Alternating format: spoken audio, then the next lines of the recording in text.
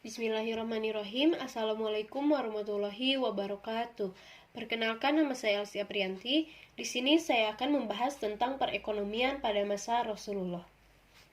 Pada saat pertama kali didirikannya pemerintahan Islam, dapat dikatakan bahwa kondisi masyarakat Madinah masih sangat tidak menentu dan memprihatinkan, yang mengindikasikan bahwa negara tidak dapat dimobilisasi dalam waktu dekat. Oleh karena itu, Rasulullah harus memikirkan jalan untuk mengubah keadaan secara perlahan-lahan dengan mengatasi berbagai masalah utama tanpa tergantung pada faktor keuangan.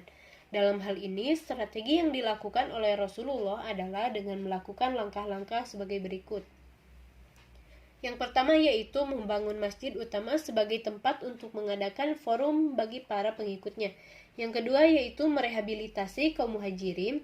Setelah mendirikan masjid, tugas berikutnya yang dilakukan oleh Rasulullah adalah memperbaiki tingkat kehidupan sosial dan ekonomi kaum muhajirin atau penduduk Mekah yang berhijrah ke Madinah.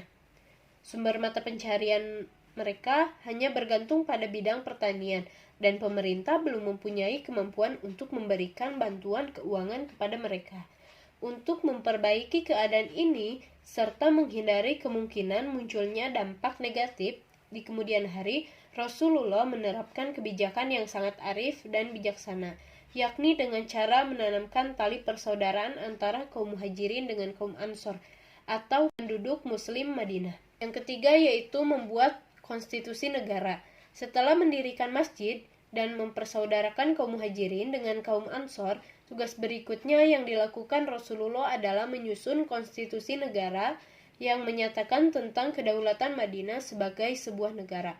Dalam konstitusi negara Madinah ini, pemerintah menegaskan tentang hak, kewajiban, dan tanggung jawab setiap warga negara, baik muslim maupun non-muslim, serta pertahanan dan keamanan negara. Yang keempat, menciptakan kedamaian dalam negara. Yang kelima, mengeluarkan hak dan kewajiban bagi warga negaranya. Yang keenam, menyusun sistem pertahanan Madinah. Yang ketujuh, meletakkan dasar-dasar sistem keuangan negara. Dalam hal perekonomian, Rasulullah telah mengajarkan transaksi-transaksi perdagangan secara jujur, adil, dan tidak pernah membuat pelanggannya mengeluh dan kecewa. Ia selalu memperhatikan rasa tanggung jawabnya terhadap setiap transaksi yang dilakukan. Selain itu, ada beberapa larangan yang diberlakukan Rasulullah untuk menjaga agar seseorang dapat berbuat adil dan jujur. Yaitu yang pertama ada larangan najshi. Najshi adalah sebuah praktik dagang di mana seorang penjual menyuruh orang lain untuk memuji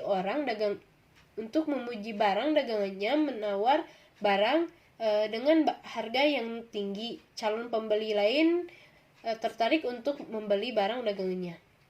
Untuk yang kedua yaitu larangan baibad alabad, yaitu praktik bisnis ini adalah dengan melakukan lompatan atau penurunan harga oleh seorang di mana kedua belah pihak yang terlibat tawar-menawar masih dalam tahap negosiasi atau baru akan menyelesaikan penetapan harga. Yang ketiga yaitu larangan talaki al-rukban. Praktik ini adalah dengan cara mencegat orang-orang yang membawa barang dari desa dan membeli barang tersebut sebelum tiba di pasar. Kemudian yang keempat adalah larangan ihtinaz dan ihtikar. Ihtinaz adalah praktik penimbunan harta seperti emas, perak, dan lain sebagainya.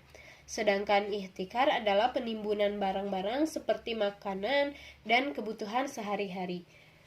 Kemudian di sini ada sumber pemikiran ekonomi. Pada saat itu, kehidupan Nabi Muhammad dapat dianggap sebagai faktor penting dalam pertumbuhan dan perkembangan Islam selanjutnya. Oleh karena itu, aspek yang melekat pada dirinya, terutama aspek wahyu, diposisikan sebagai sumber ajaran Islam. Berkaitan dengan itu, sumber utama ajaran Islam adalah Al-Quran sebagai wahyu Allah yang diturunkan kepada Nabi Muhammad, dan sunnah yang merupakan ucapan, sikap, dan tindakan Nabi Muhammad. Jadi pada saat itu, sumber pemikiran ekonomi bersumber kepada Al-Quran dan hadis. Kemudian perkembangan ekonomi Islam. Perkembangan ekonomi Islam menjadi suatu yang tidak dapat dipisahkan dari perkembangan sejarah Islam.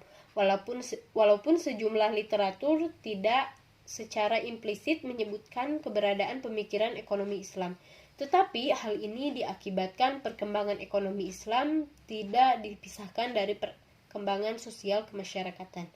Pemikiran Islam diawali sejak Nabi Muhammad dipilih sebagai Rasul.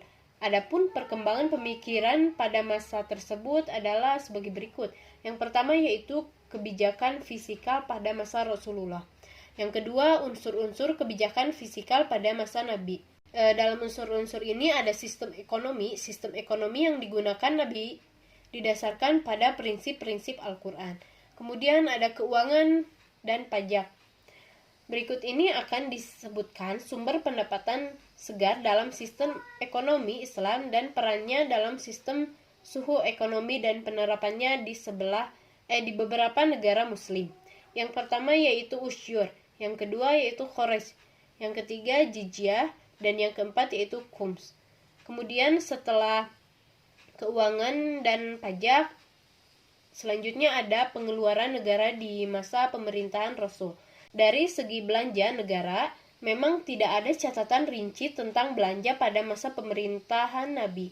Namun bukan berarti sistem keuangan negara yang ada pada masa itu beroperasi secara tidak benar dan pengeluaran baru dalam sistem pemerintahan Islam digunakan untuk yang pertama itu untuk menyebarkan Islam, yang kedua yaitu pengembangan pendidikan, budaya dan pengetahuan, yang ketiga pembangunan infrastruktur, yang keempat membangun armada perang dan pertahanan, yang kelima yaitu menyediakan layanan kesejahteraan sosial. Setelah pengeluaran negara di masa pemerintahan Rasul, yang terakhir ada Baitul Mal. Terima kasih. Wassalamualaikum warahmatullahi wabarakatuh.